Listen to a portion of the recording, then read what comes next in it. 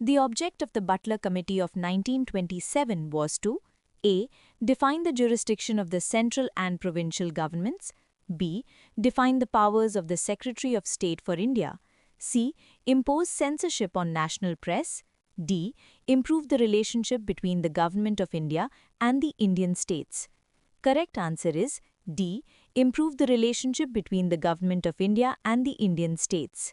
देखो, इस सवाल को समझने के लिए तुम्हें इंडिया का नक्शा यानी मैप थोड़ा अलग तरह से सोचना पड़ेगा।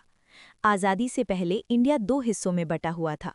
एक था ब्रिटिश इंडिया, जहां अंग्रेज सीधा राज करते थे, जैसे बॉम्बे या मद्रास, और दूसरा हिस्सा था प्रिंसली स्टेट्स, जहां राजा और महाराजा राज करते थे, जैसे हैदराबाद, कश्मीर या पटियाला। लेकिन वो अंग्रेज़ों की अंडर ही माने जाते थे। अब कहानी 1927 की है। उस वक्त इंडिया में आज़ादी की लड़ाई बहुत तेज़ी से बढ़ रही थी। जो हमारे राजा महाराजा थे वो डर गए। उन्हें लगा कि अगर कल को अंग्रेज़ इंडिया छोड़कर चले गए और कांग्रेस पावर में आ गई तो हमारा क्या होगा? क्या नई सरकार हमारी इज्जत करेगी? क्या वो हमें पावर देगी? इसलिए वो राजा लोग अंग्रेज़ों के पास गए और बोले कि हमारे रिश्ते को क्लियर करो। इस डर को ख़त्म करने के लिए अंग्रेज़ सरकार ने एक कमेटी बनाई जिसका नाम था बटलर कमेटी।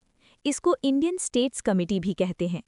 इस कमेटी का बस एक ही काम था, ये चेक करना कि अंग्रेज सरकार यानी गवर्नमेंट ऑफ इंडिया और इन राजाओं इंडियन स्टेट्स के बीच का रिश्ता कैसा है और उसे कैसे बेहतर बनाया जा सकता है।